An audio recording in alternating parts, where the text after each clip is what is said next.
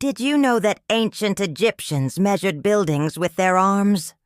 And sometimes even their feet? Imagine baking cookies without measuring cups or building a swing without a tape measure. Total disaster, right? Join Sam as he discovers how measurements make life tastier, safer, and just plain awesome. From kitchen experiments to bike speed challenges, you'll learn how every day. Tools like rulers, thermometers, and even sundials shape our world. Ready to dive into a story that's fun, educational, and packed with surprising facts? Click now, and let's explore the amazing world of measurements. Watch now to unlock the secrets of measurements. Sam was the type of kid who could never leave a question unanswered. His insatiable. Curiosity had earned him a reputation in his family as the walking question mark. Whether it was how clouds floated or why toast always lands butter side down, Sam needed answers. Lately, though, his newest question had him scratching his head. Why does everyone care so much about measuring things? It seemed like everywhere he turned, someone was measuring something. His mom was obsessed with checking the weather's temperature every morning.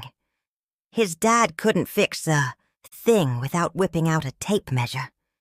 Even his little sister, Emma, had gotten in on the act, carefully measuring flour for baking cookies.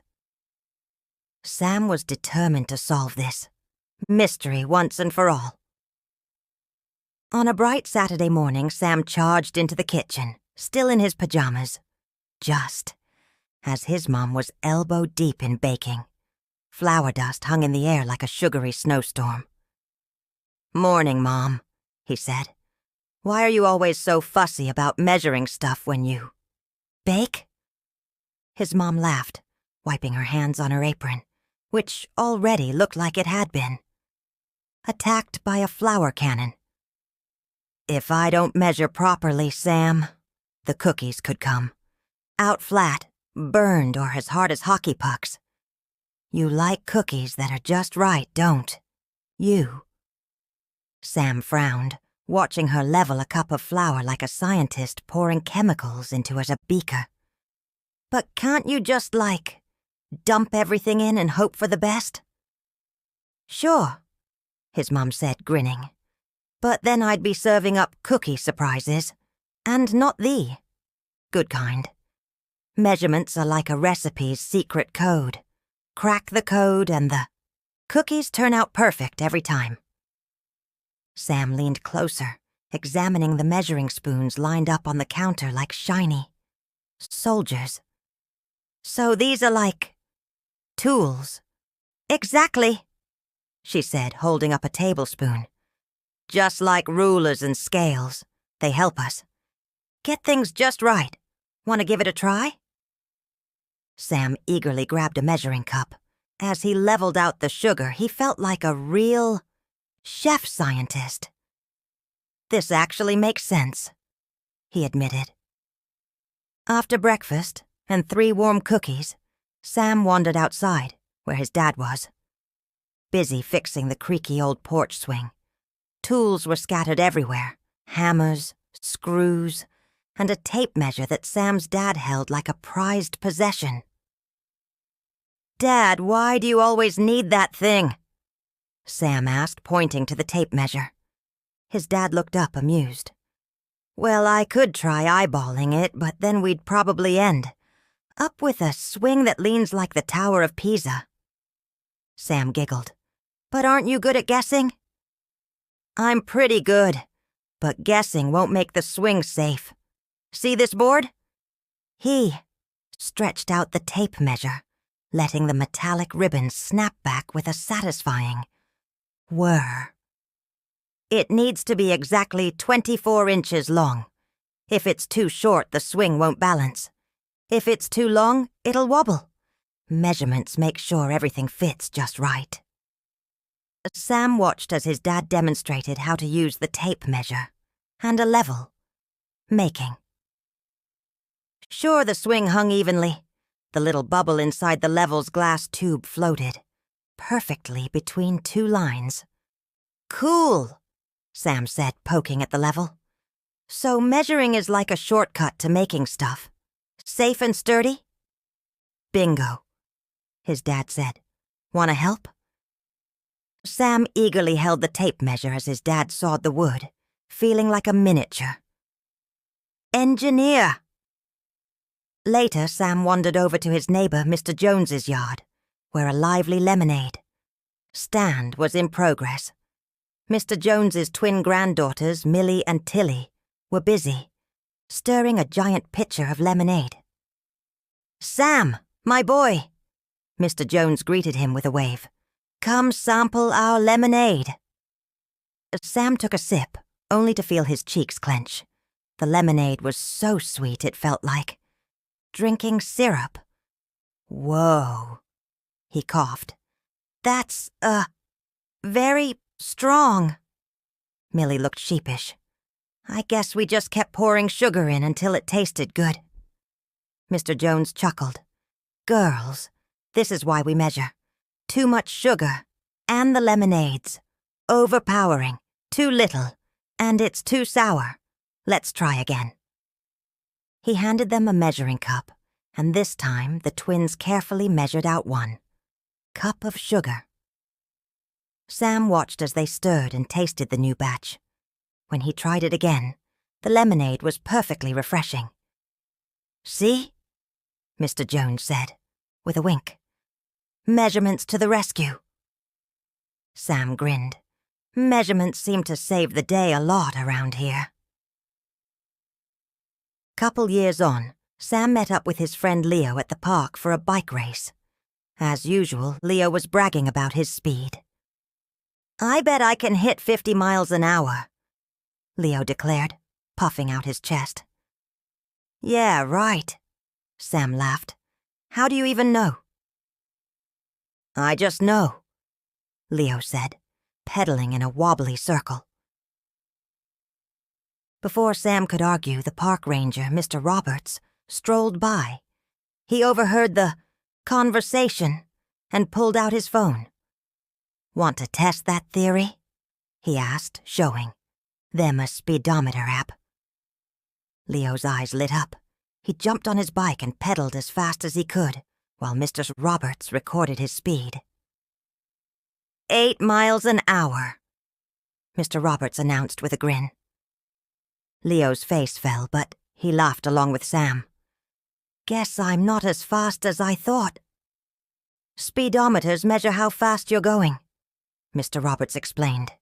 It's not just for bikes. We use tools like this in cars, planes, and even for studying animals. They give us accurate information instead of wild guesses. Sam nodded, filing away another measurement fact for his growing collection. The next day at school, Sam's science teacher, Miss Calder, had set up an exciting lab. The classroom was buzzing as students moved between stations, each equipped with a different measuring tool. At one station, Sam measured the temperature of hot and cold water with a thermometer. The red line in the tube rose and fell like magic. At another station, he used a scale to weigh objects, discovering that his pencil was surprisingly heavier than his eraser. This is awesome, Sam told Miss Calder, who smiled knowingly. Scientists rely on measurements to make sure their experiments are accurate and repeatable, she said. Without measurement tools, we'd be guessing all the time. And science isn't about guessing, it's about facts. Sam realized how every tool, from the beaker to the graduated cylinder, was part of a larger system that made experiments work. By the end of the week, Sam felt like a measurement maestro. He'd seen how measurements made cookies delicious, swings safe, lemonade perfect, and science precise. At dinner that evening, he announced his conclusion. Measurements are like superheroes for everyday life." His dad laughed. "That's quite a statement, buddy." "It's true," Sam insisted. "Without measurements, nothing would work right. Buildings would collapse, recipes would fail, and we'd have no idea how fast we're going." His mom raised her glass in a toast. "Here's to measurements, the unsung heroes of life." The family clinked glasses, laughing together. From that day on, Sam took his curiosity and newfound respect for measurement. Everywhere he went. He measured the width of his bedroom, the weight of his backpack, and even the speed at which his toy cars zoomed across the floor. His friends began calling him the measurement master, and Sam couldn't have been prouder. Wherever Sam looked, he saw the magic of measurement, turning everyday moments into opportunities for discovery, and he loved every second of it. Sam's love for measuring didn't stop at home or school. On a sunny Saturday, he decided to visit the local library, where the librarian, Mrs. Harper, had set up a special science exhibit. It featured old and modern measuring tools, from ancient balance, scales to laser distance meters. Sam's eyes sparkled as he examined the intricately designed tools. Mrs. Harper noticed his curiosity and handed him a magnifying glass. "Sam, did you know that before modern tools, people used body parts like feet and hands to measure things?" she asked. "Really? That sounds so tricky," Sam replied, holding the magnifying glass up to inspect. A brass compass. "It was imprecise but fascinating.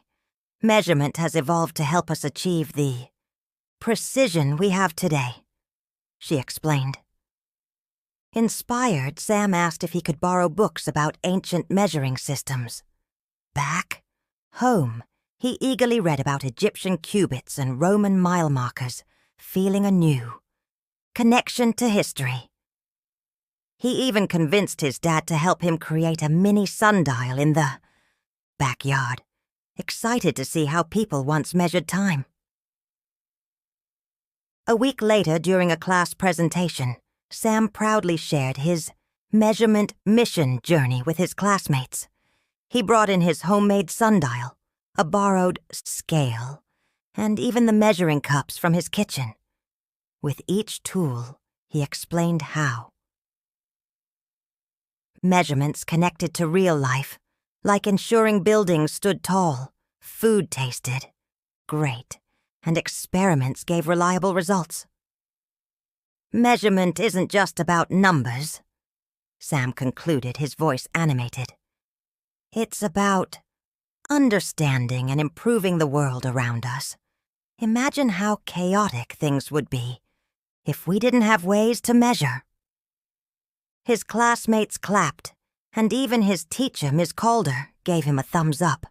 Sam beamed, knowing he'd turned a simple question into an adventure that made him the go-to expert in his school. With a growing passion for discovery, Sam knew this was just the beginning of his journey into the amazing world of science and exploration.